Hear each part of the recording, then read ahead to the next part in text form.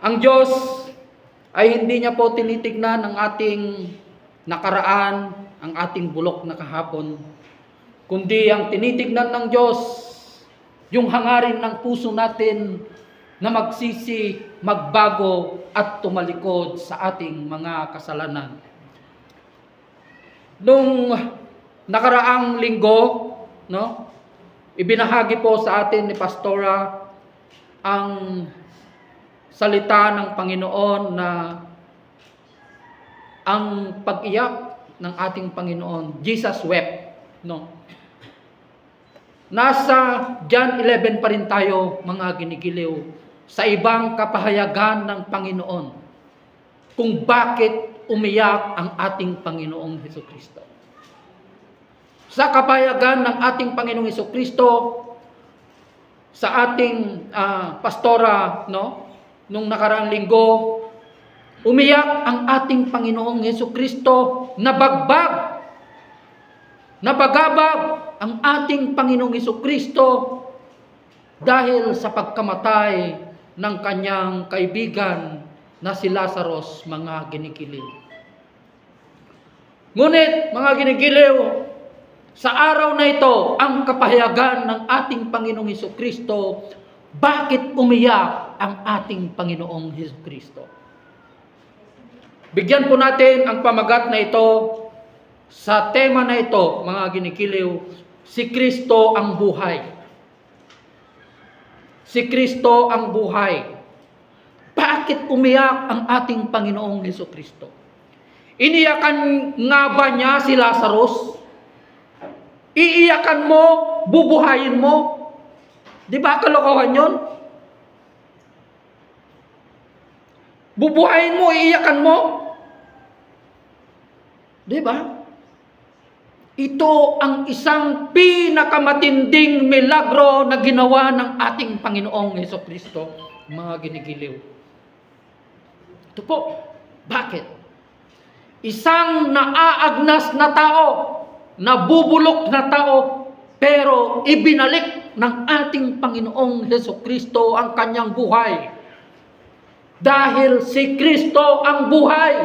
Siya ang pinanggagalingan ng buhay. Alam niyo kung bakit umiyak ang ating Panginoong Hesukristo? Alam niyo ba ang dahilan? Hindi niya inikan si Lazarus dahil namatay. Alam niyo kung bakit siya umiyak? Umiyak siya dahil sa kawalan ng pagtitiwala at pananampalataya ng mga tao, mga ginigiliw, despite sa napakaraming himala na ginawa ng ating Panginoong Hesukristo, ang mga tao, hindi pa rin sila sumasampalataya at naniniwala sa ating Panginoong Hesukristo, mga ginigiliw. Hanggang ngayon, hanggang sa panahon natin ngayon, marami pa rin ang ayaw sa ating Panginoong Hesukristo. Bakit ayaw nila sa ating Panginoong Hesukristo? Alam niyo kung bakit? Dahil ayaw nila ang kanyang katuruan. Ayaw nila ang kanyang katuruan, mga ginigiliw. Mahirap sumunod sa ating Panginoong Hesukristo. Kasi, alam mo, ito ang gusto kong ibahagi sa inyo. Once na nakakilala ka na sa ating Panginoong Hesukristo, marami na ang lalayo sa iyo. Marami na po. Magbabago na yung pakikitungo ng mga tao sa iyo. Opo. Dahil hindi pwedeng magsama ang liwanag at ang dilim. Mga ginigiliw. Alam nyo, I just want to recite a story. When I was a young boy, nung bata pa lang ako, musmos. Nung nalaman ko ang ibig sabihin ng kamatayan. Yung lolo ko kasi, nag-iistorya siya patungkol sa ikalawang pandaigdigang digmaan. Nasabi niya, mahirap tumakas sa digmaan. Marami ang mamamatay. Alam niyo kung ilan ang namatay sa pandaigdigang digmaan? Yung ikalawang pandaigdigang digmaan. Kukunti pang populasyon noon. More or less 20 million na tao ang namatay sa buong mundo. How much more kung mangyayari ngayon ang World War III. Alam niyo kung World War III talagang marami ang mamamatay. At mangyayari po yun. Hindi natin alam. It can happen anytime from now. Maaring mangyari mamaya o pagkatapos ng preaching na ito. Maaring mangyari po ang mga yon dahil nakapropesiya po ang lahat ng ito, mga ginigiliw. Kung babasahin po natin ito sa Matthew 24, mga ginigiliw. Kaya doon nagsimula yung takot sa puso ko. Na marami ang mamamatay. Diyos ko, ang hirap pala. Sabi ko, ang hirap palang mamatay. Sabi ko, doon ko nakilala kung sino si kamatayan. Dahil sa digmaan na yan na istorya ng aking lolo. Until such time, I reached the age of 40. Sa 40 na yon, hindi ko pa nakilala ang Panginoon. Kasi 49 na ako eh. Alam mo, nung na-reach ko na yung 40, ng June, nung June 1st na birthday ko, nung mag-40 na ako, bumalik na naman yung alaala sa akin. Hala, sabi ko, 40 na ako, tapos may diabetes pa ako, sabi ko, paano kung mamamatay na ako? Nagkaroon na ang takot sa puso ko. Nagkaroon na yung takot sa puso ko at pagkabalisa dahil sa kamatayan. Opo. Kaya, alam nyo, there were times in my life na hindi na ako makatulog. Iniisip ko na yung kamatayan na yan. Opo. Ano kaya ang pwedeng solusyon upang maranasan ko ang buhay na walang hanggan? Yun ang tumatakbo sa isip ko noon, mga ginigiliw. Until such time na nakilala ko ang nagbibigay buhay. Walang iba kundi ang ating Panginoong Jesucristo. Doon nagbago ang aking pananaw sa pamumuhay, mga ginigiliw. Doon nagbago ang aking pananaw sa buhay na ginagalawan ko noon, mga ginigiliw, nung nakilala ko ang ating Panginoong Jesucristo, na siya ang pinanggagalingan ng buhay. Sinabi niya po sa Ephesians, di ba? Si Kristo ang buhay. To live is Christ, to die is gain. Sabi niya po, ang mamuhay ay para kay Kristo, ngunit ang kamatayan ay pakinabang. Praise God! Bakit nagiging kapaki-pakinabang ang kamatayan? Magiging kapaki-pakinabang lamang ang kamatayan ng isang tao kung tinanggap mo at kinilala mo ang ating Panginoong Jesucristo bilang tagapagligtas ng iyong buhay at kaluluwa. Subalit, kung hindi mo tinanggap ang ating Panginoong Jesucristo, buhay ka pa, ibig sabihin, hinahatulan ka na ng Diyos. Meron ng kahatulan sa iyo. Alam nyo kasi ganito yan. Alam nyo mga ginigiliw, ang pagkakaiba. Pag tinanggap mo ang ating Panginoong Jesucristo, wala nang kahatulan sa iyo. Hindi ka nahahatulan ng Diyos. Hindi ka na, pag namatay ka ngayon, hindi ka na pupunta sa kanyang harapan upang idepensa mo ang iyong sarili. Na ako ay mabuting tao, gumawa ako ng kabutihan. Hindi po. Dahil lahat ng ginawa nating kabutihan ay maruming basahan lamang sa harapan ng Panginoon. Nasa Isaiah 64:6 po yun. Lahat ng ginawa nating kabutihan, walang kabuluhan sa harap ng Diyos. Kaya nga nagtanong ang Panginoon ng isang yung guro mabuting guro. Sabi ng isang tagapagturo ng kautusan, iisa lang ang mabuti, ang Diyos, sabi niya. 'Di ba?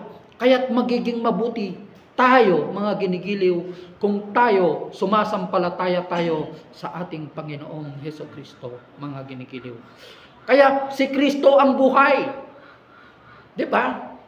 Balikan natin ang nangyari, mga ginigiliw, kung paano binuhay ng ating Panginoong Hesukristo si Lazarus, mga ginigiliw. Kaya doon, yun ang kadahilanan kung bakit siya umiyak. Na hanggang ngayon, umiiyak pa rin ang ating Panginoong Hesukristo dahil sa kawalan ng pagtitiwala ng mga tao, kawalan ng pananampalataya nila sa Kanya, hindi nila kinikilala ang ating Panginoong Hesukristo na siya ang Espiritu ng Diyos na nagkatawang tao, mga ginigiliw. Kaya't sinabi niya dito, mga ginigiliw, kung babasahin po natin ito sa John 11, no? 20, magsimula po tayo sa 20. Nang mabalitaan ni Marta na dumarating si Jesus, sinalubong niya ito. Ngunit si Maria na may naiwan sa bahay. Sinabi ni Marta, Panginoon, kung narito po kayo, hindi sana namatay ang kapatid ko. Sabi po ni Marta sa ating Panginoong Hesukristo, mga giliw. Subalit, sabi niya, alam kong kahit ngayon ipagkakaloob sa inyo ng Diyos ang anumang hingin ninyo sa Kanya. Sabi niya po, muling mabubuhay ang iyong kapatid, sabi ni Jesus kay Marta, mga ginigiliw. Alam mo, ang pagkaintindi ni Marta ay yung muling pagkabuhay, ay yung buhay pagkatapos ng kamatayan na makakasama natin ang ating Panginoong Hesukristo. Yung buhay na walang hanggan. Kahit subalit sinabi ng Panginoong Hesus sa kanya, ako, sabi niya po dito sa 25, ako ang muling pagkabuhay at ang buhay. Ang sinumang sumasampalataya sa akin, kahit mamamatay, ay muling mabubuhay. At sinumang nabubuhay at sumasampalataya sa akin ay hindi mamamatay kailanman. Naniniwala ka ba sa sinasabi ko? Sabi niya po, mga ginigiliw.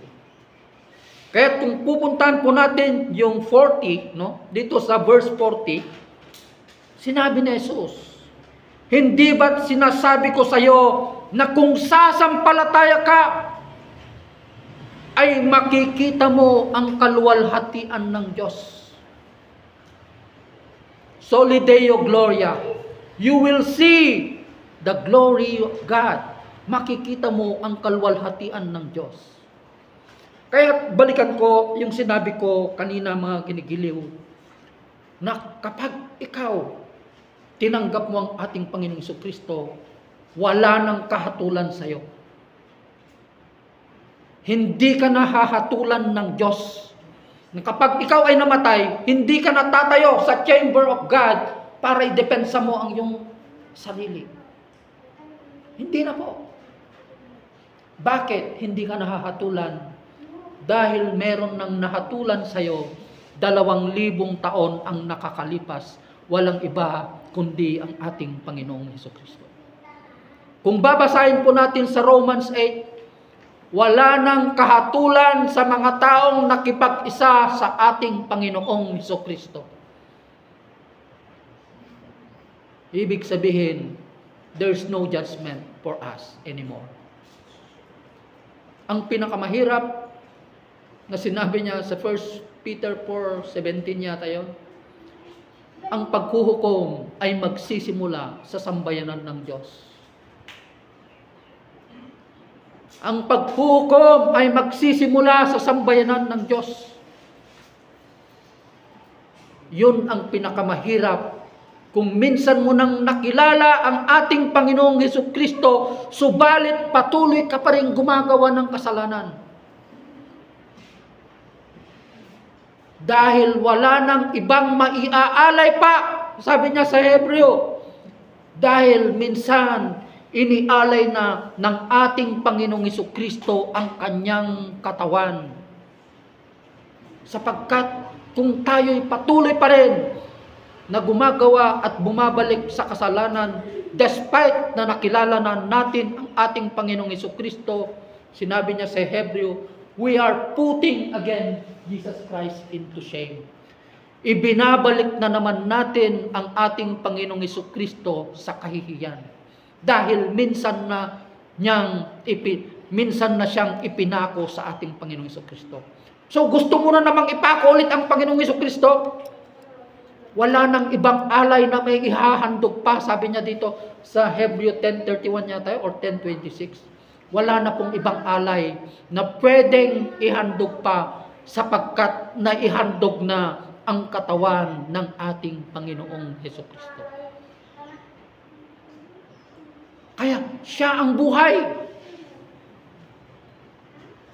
I am the way, the truth, and the life, sabi po ng Panginoong Hesukristo, mga ginigiliw.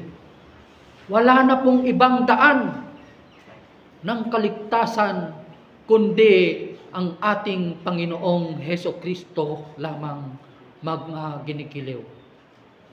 Wala na pong ibang magiging katuwiran ng isang tao. Hindi ka magiging matuwid dahil sa paggawa mo ng mabuti. Hindi po. Anong sinasabi niya po sa salita ng Panginoon? Magiging matuwid lamang ang isang tao sa pamamagitan ng kanyang pananampalataya sa ating Panginoong Hesukristo. Opo. Hindi sa mabubuting gawa tayo maligtas. Ang mabubuting gawa, yun ay resulta ng ating kaligtasan. Kung bakit tayo gumagawa ng mabuti, dahil yun ang tinanggap natin na regalo mula sa ating Panginoong Hesukristo. Kasi kung gumagawa ka lang ng mabuti, out of your faith, na wala kang pananampalataya, ito ang paulit-ulit kong sinasabi, nagyayabang ka lang. Kasi gusto mo lang maitaas yung sarili mo. Because you want fame. You want, meron yung sinasabi ng appetite of ego. You want fame, recognition. Gusto mo, ikaw lang ang naitataas. Kaya nga meron siyang sinabi sa 1 Corinthians 10:31,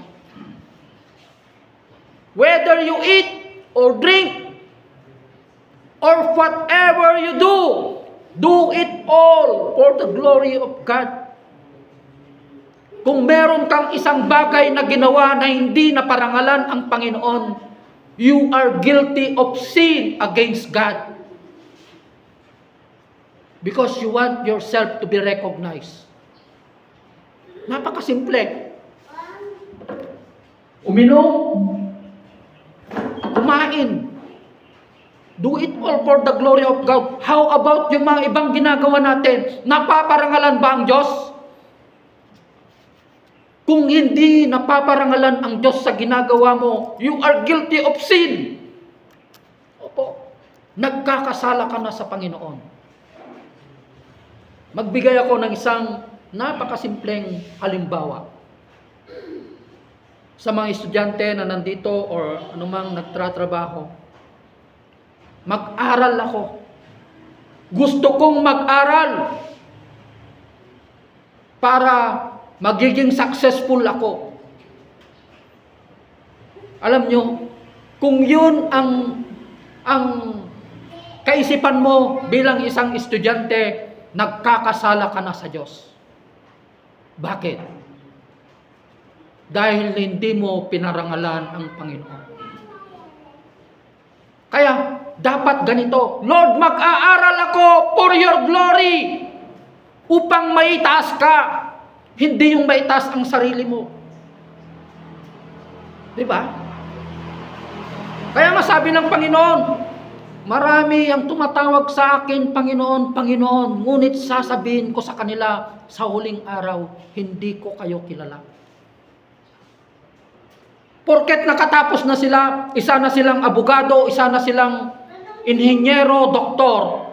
This is now the fulfillment of Jeremiah 29:11. For I know the plans I have for you, not to harm you, but to prosper you and to give you hope and future. This is now the fulfillment. Naging successful ka nga. Pero para naman lamang yun para sa iyong sarili. Hindi mo naman pinarangalan ang Panginoon. Napakasimple lang. Kumain at uminom, dapat parangalan mo ang Panginoon. How much more yung pag-aaral mo? Yung ginagawa mo. Kung karpintero ka nga, yung mga karpintero ko, hindi ko binabantayan eh. Alam nyo? Kasi may Kristiyano sa kanila eh. Bakit? Kung alam mo ang salita ng Panginoon, matatakot ka. Nalolokohin yung boss mo. Bakit? Sinabi niya sa salita ng Panginoon, isipin ninyo na ang pinaglilingkuran nyo ay hindi yung tao, kundi ang pinaglilingkuran nyo ay ang Diyos. Hindi ako ang pinaglilingkuran nila, ang Panginoon. Kasi ang pinaglilingkuran ko, ang Diyos na may likha ng langit at ng lupa. Ano po? Napakasimple, di ba? How much more yung mga ginagawa nating maliliit na bagay, napaparangalan ba ang Diyos sa ginagawa natin, mga ginigiliw, mga minamahal ng Panginoon? Kaya,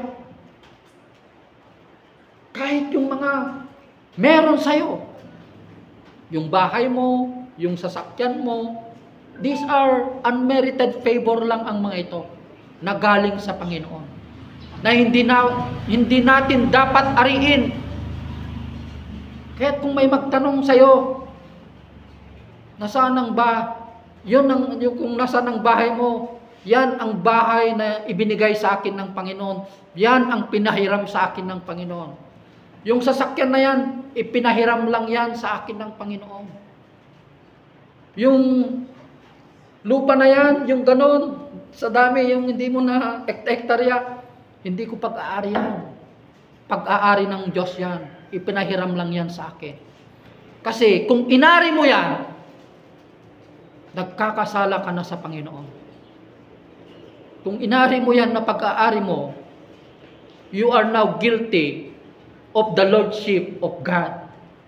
Parang pinapractice mo na yung Lordship ng Diyos. Diba? Pinapractice mo na yung pagka-Diyos ng Diyos na siya ang nagmamay-ari ng lahat. Wala tayong pag-aari dito. We are just a caretaker. We are just a steward. Steward lang tayo. Tagapamahala lang tayo. Opo. Kahit yung sarili nating buhay, hindi natin pag-aari. Pag-aari yan ng Panginoon. He is the author of this life. Every time I wake up in the morning, Lord, salamat sa buhay. Jesus Christ, Lord, Pa. Every time na magigising ako, yun palagi yung sinasambit ko. Salamat sa buhay, Panginoon. Salamat sa kalakasan, Panginoon. Hindi natin lakas ito, galing sa Diyos ito. Kasi kahit anong oras pwede niyang kunin yung buhay mo. Because He is the life. Kahit yung pinakamasamang tao nga binibigyan pa rin ng Diyos ng pagkakataon na magsisi at magbago. Yung pumapatay ng tao, yung mga kriminal, kahit anong oras, pwedeng kunin ng Panginoon ang buhay nila. Opo. Binibigyan pa rin sila ng pagkakataon ng Diyos na magsisi at magbago. Diba? Binibigyan pa rin sila ng pagkakataon na magbagong buhay, mga ginigiliw. Kaya niyang kunin. Kahit ikaw ang pinakamalakas na tao, kung gusto niyang kunin yung buhay mo ngayon, pwede niyang kunin. Kasi si Kristo ang buhay. Siya ang nagmamay-ari ng ating buhay, mga ginigiliw. Kaya alam niyo, nagpapasalamat ako sa Panginoon. Kung hindi ko nakilala ang Panginoon, siguro andun ako kay Satanas ngayon. Magkasama na kami ngayon ni Satanas. Sa dami ng bisyo ko, ay grabe. Pumatay lang ang hindi ko ginawa. Sa pagiging diabetic ko, diabetic na ako, nasa akin pa lahat ang bisyo. Oo. Pero lahat ng kasama ko na diabetic, patay na silang lahat. Hindi pa nataunan. Yung may iba, namatay sila nung pandemic. Ako na lang yata ang buhay hanggang ngayon. 14 years na, still kicking. Naglilingkod pa rin sa Panginoon. Si Kristo ang buhay. Praise God, dahil nakilala ko ang nagbibigay buhay, walang iba kundi ang aking Panginoong Jesucristo. At yun ang kadahilanan kung bakit ako nakatayo ngayon dito sa inyong harapan. Mga ginigiliw, dahil nakilala ko ang nagbibigay buhay, mga ginigiliw. Diba? Opo. Kaya, alam nyo, nung nakilala ko ang Panginoon,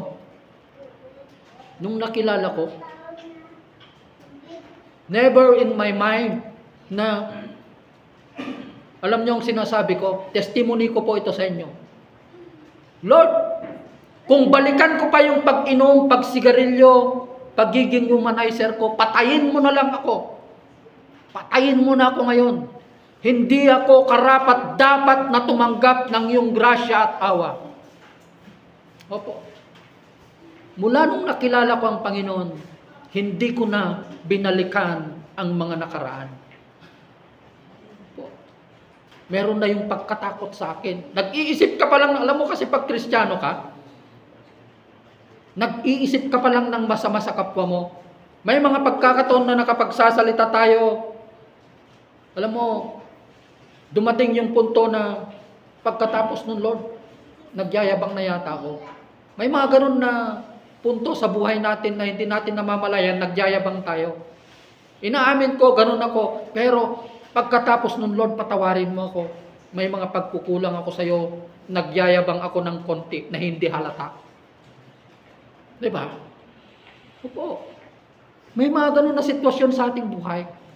Yun ang pagkakaiba ng isang Kristiyano at hindi Kristiyano. Pag hindi mo nakilala ang Panginoon, okay lang yun. Walang problema. Walang bayad ang pagyayabang, di ba? Pero, kung nakilala mo na ang Panginoon, kung ikaw ay nagyayabang, pananagutan mo yan sa Panginoon. Pananagutan mo yan sa Diyos. Mga ginigiliw. Di ba? Opo. At pag nakagawa ka ng kasalanan, nag-iisip ka ng masama sa kapwa mo, humihingi ka na kaagad ng kapatawaran. Lord, sorry, mali na naman yung iniisip ko sa kaibigan ko na ito, sa kapwa ko na ito. May naghawak kamay lang, magkapatid pala. Bukas yan, baka makalawang araw yan, buntis na yan. Gumaganon na tayo, di ba? Masyado tayong mapanghusga. Pero, pag nakilala mo ng Panginoon, magbabago na yung setup ng utak mo. Lord, patawarin mo ako. Humihingi ka na kaagad ng kapatawaran ng kasalanan mo. Pero kung hindi mo kilalang Panginoon, okay lang yan. Kasi hindi mo alam na may Diyos nakakalam, nababasa niya yung isip natin eh. Kasi siya ang nagtalaga ng isip natin. Alam niya ang iniisip natin. Alam niya nga yung future natin eh. Ito, alam niya. Hindi pa nilikha ang mundo, kilala ka na ng Panginoon. Ganon katindi, anong tawag doon? Katalino ang Diyos. Alam niyo ang mundo, 6,000 taon na nilikha ng Diyos mula nung nilikha niya, kasi 6,000 taon pa lang, hindi milyon. Ang basehan natin yung Biblia, yung basahan natin dito, Biblia. Ang daming nagsasabi na 1,000,000 taon na daw ang mundo. Hindi. Kung basahin mo ang Revelation, asa Genesis hanggang Revelation, kapanahunan ni Kristo at hanggang sa kapanahunan natin, ang mundo, nilikha yan, 6,000 taon pa lang ang nakakalipas. 6,000 years pa lang, hindi milyon. Wala pang milyon ang mundo, mga ginigiliw. Ang basehan natin, ang salita ng Panginoon. Kaya kung hindi ka naniniwala yon, ibig sabihin, hindi ka rin naniniwala sa kapangyarihan ng salita ng Diyos. Diba? hindi ka rin naniniwala sa kapangyarihan ng salita ng Panginoon. I hope you are being encouraged sa salita ng Panginoon na nagbibigay buhay. It's only the Word of God. Makikita natin at makakausap natin ang ating Panginoon through the eye of our faith and through the Word of God. Ito lang ang tanging paraan kung gusto mong makausap ang ating Panginoong Jesucristo, basahin mo ang kanyang salita at ipapahayag niya ang mga nakasikretong kapahayagan ng kanyang mga salita ginigiliw. Magandang umaga po sa ating lahat. I hope you are being encouraged sa salita ng Panginoon. God bless everyone sa mga patuloy po na tumatangkilik ng gawain na ito ng Panginoon sa pulis na pastor. Mga anak, mga estudyante, just i-follow niyo po yung page ko, pulis na pastor, upang sa ganoon ma-update po kayo sa mga bagong salita ng Panginoon, yung mga preaching ko, mga updated na preaching. Marami po yung mga sineshare ko po sa page ko. Magandang umaga po sa ating lahat. God bless everyone.